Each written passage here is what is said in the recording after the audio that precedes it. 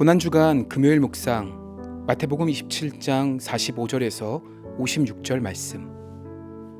오늘 본문은 예수님의 십자가의 죽으심과 장사되심에 대해서 증거하는데 45절에서 56절까지 예수님의 십자가의 죽으심에 대한 내용입니다. 예수님께서는 겟세마네 동산에서 기도하신 후 체포되셔서 밤새도록 불법적인 신문과 무자비한 폭력을 당하셨고 십자가형이라는 판결을 받으셨습니다. 그래서 머리에 가시관을 쓰시고 손과 발에 못을 박히신 후 십자가에 달리셨습니다. 그때 있었던 일입니다. 45절입니다. 제6시로부터 온 땅에 어두움이 마여 제9시까지 계속되더니 제6시부터 제9시까지 온 이스라엘에 어두움이 가득했습니다. 신약 성경에 나오는 시각은 거기에다가 6을 더하면 현재의 시각이 됩니다. 그러니까 해가 빛을 잃고 온 땅에 어두움이 가득했던 때인 6시부터 9시까지는 정오부터 오후 3시까지입니다. 그때는 하루 중에 햇살이 가장 강할 때입니다. 그럼에도 불구하고 어둠이 임한 것입니다.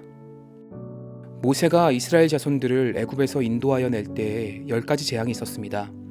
그 중에 9번째가 흑암 재앙이었습니다. 3일 동안 온 애굽 땅에 짙은 어둠만 가득했습니다.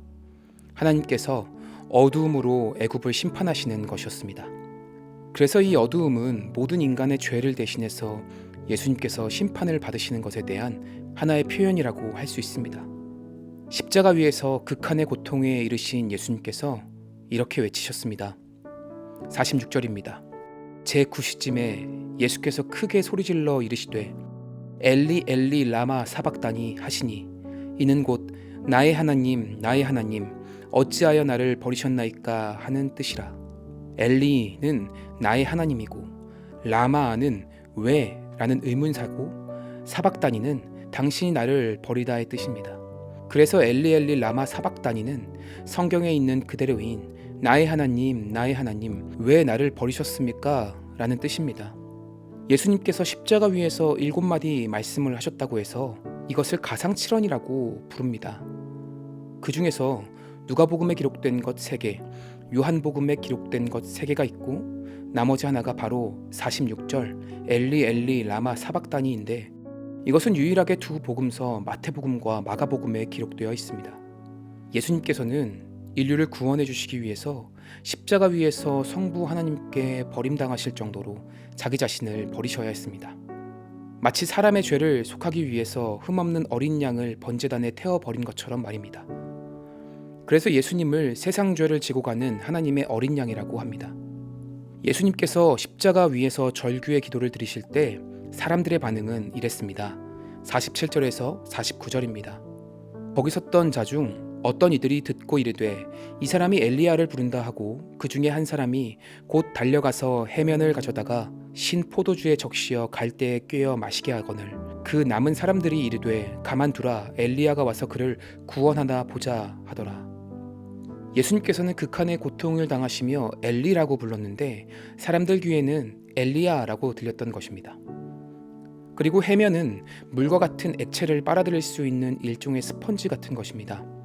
예수님께서는 십자가 사형수에게 베푸는 최후의 혜택과도 같은 쓸개탄 포도주는 거부하셨습니다.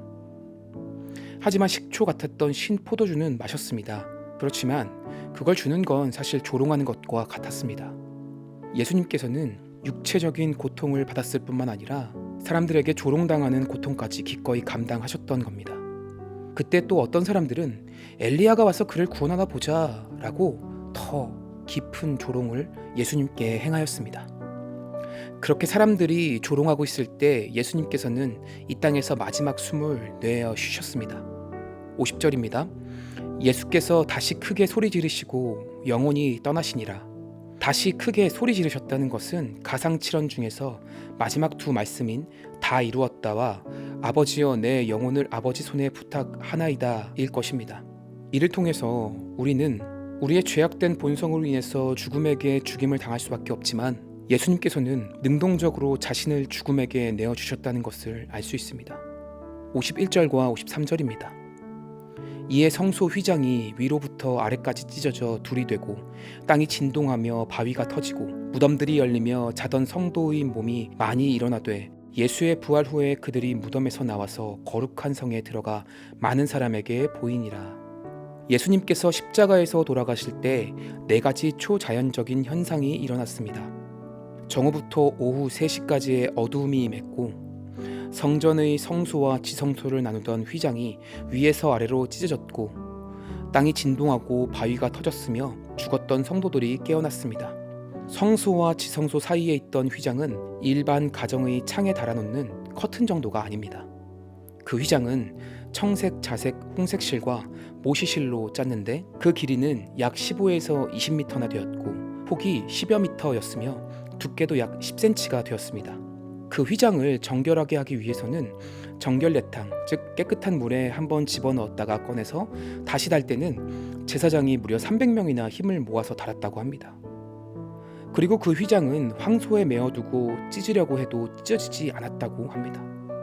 그런 휘장이 위에서 아래로 찢어졌다는 것은 사람이 행한 일이 아니라 하나님이 하신 일이라는 것을 강조하는 것입니다.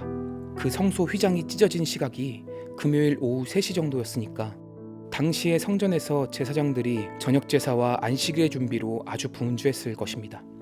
그들은 휘장의 한가운데가 위에서부터 아래까지 찢어지는 것을 보고 놀람과 충격을 금치 못했을 것입니다.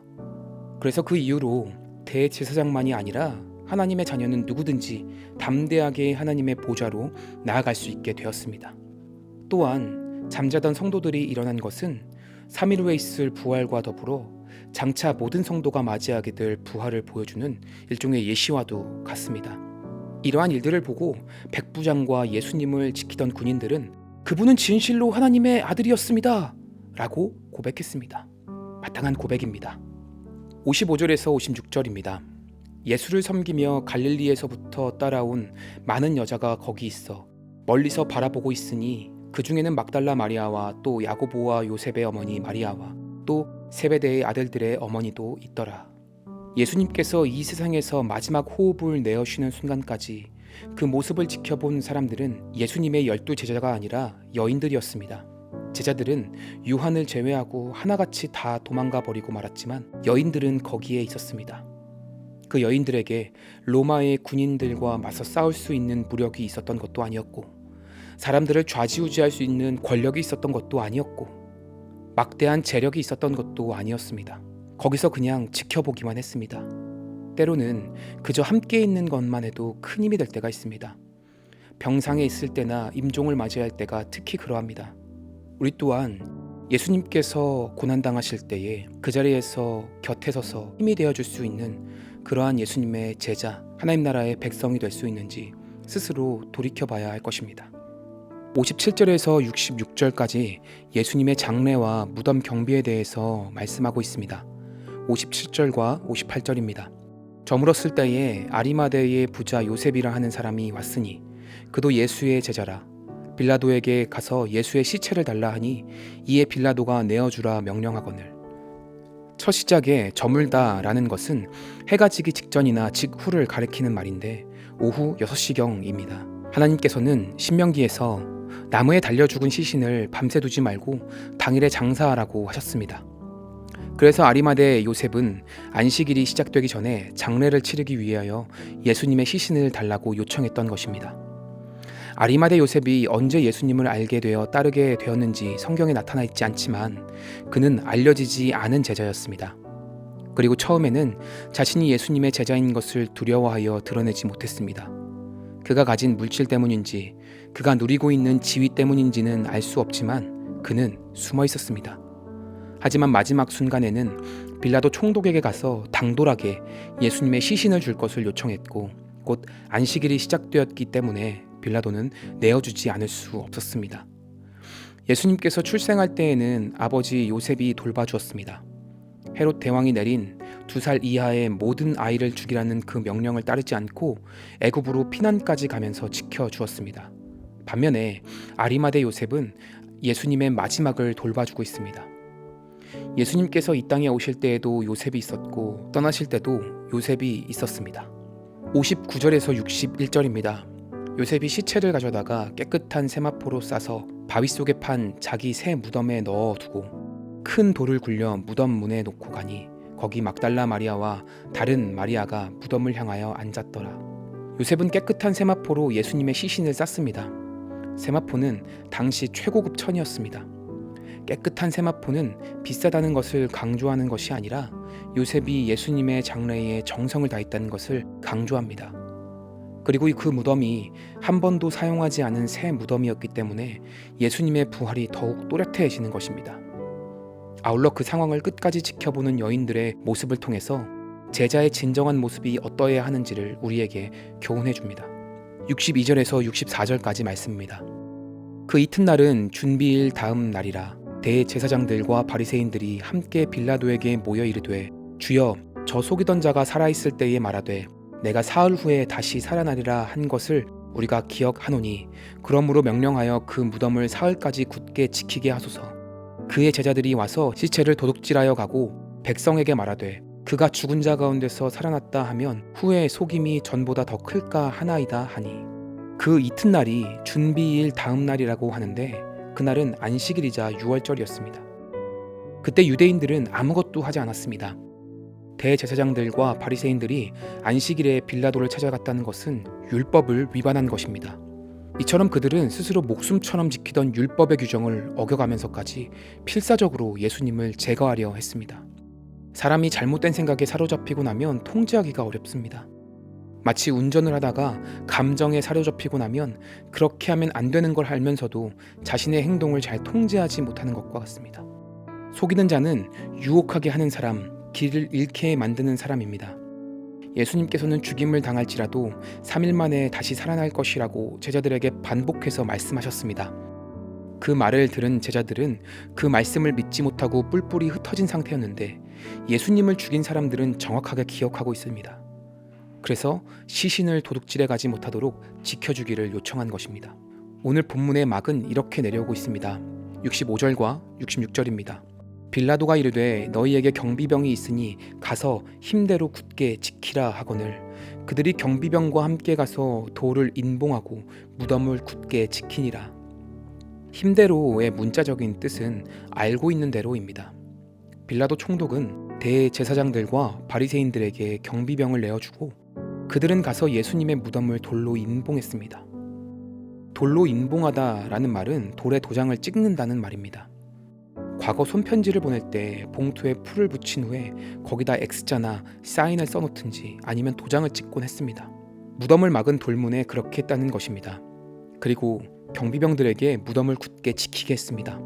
역설적이게도 그렇게 한 것이 더욱 주님의 부활하심을 분명하게 설명해 줍니다. 오늘 본문에 나오는 대제사장들과 바리새인들은 하나님을 모르는 사람들이 아니었습니다. 또한 빌라도 총독도 예수님이 무죄하다는 것을 결코 모르지 않았습니다. 빌라도는 사람들이 바라바를 놓아주라고 소리칠 때도 사람들이 예수님을 시기로 넘겨준 줄 알았습니다. 또한 그의 아내가 빌라도에게 사람을 보내어 저 옳은 사람에게 아무 상관도 하지 마십시오 라고 말까지 했었습니다. 그럼에도 불구하고 대제사장들과 바리새인 빌라도 총독은 잘못된 결정을 내려 비극적인 길로 가게 된 것입니다. 반면에 아리마대 요셉이나 한없이 연약하게만 보이는 막달라 마리아, 다른 마리아를 비롯한 여러 여인은 그들과 하나님 사이의 언약을 믿고 그래서 그들은 주님의 죽으심과 부활하심에 대한 큰 은혜를 누릴 수 있게 되었습니다. 오늘도 우리 앞에는 대제사장들과 바리새인들의 길과 아리마대 요셉과 여러 여인의 길이 있습니다. 우리가 어떤 길을 걷게 되는지는 하나님을 알고 모르고와는 상관이 없는 듯합니다. 우리가 우리의 삶의 구석구석에서 주님을 모시고 그분의 뜻을 따라 기꺼이 십자가의 길을 걸어갈 때 그것이 우리가 참 제자인지 아닌지를 판가름해 주는 것입니다. 오늘도 주님께서 우리 위드 청년들과 함께하기를 축복합니다. 기도하겠습니다. 하나님 아버지, 우리 주님이 십자가에 달릴 때 우리는 거기 있었습니다. 해가 그 빛을 잃고 어둠이 가득할 때에도 우리는 거기 있었습니다. 또한 주님께서 엘리 엘리 라마 사박단이라고 절규하실 때에도 우리는 거기 있었습니다. 뿐만 아니라 주님께서 새 무덤에 누일 때도 우리는 거기 있었습니다. 바라옵나니 거기 함께 있던 대제사장들과 바리새인들이 우리의 자화상이 되지 않게 하시고 아리마대 요셉과 마리아를 비롯한 여인들이 우리의 모습 되게 하여 주시옵소서. 우리의 삶의 구석구석에 주님을 모시고 주님과 함께 동행하는 그런 모양들이 있기를 원합니다. 오늘 하루도 주의 은혜가 가득하길 소원하며 예수님의 이름으로 기도했습니다. 아멘.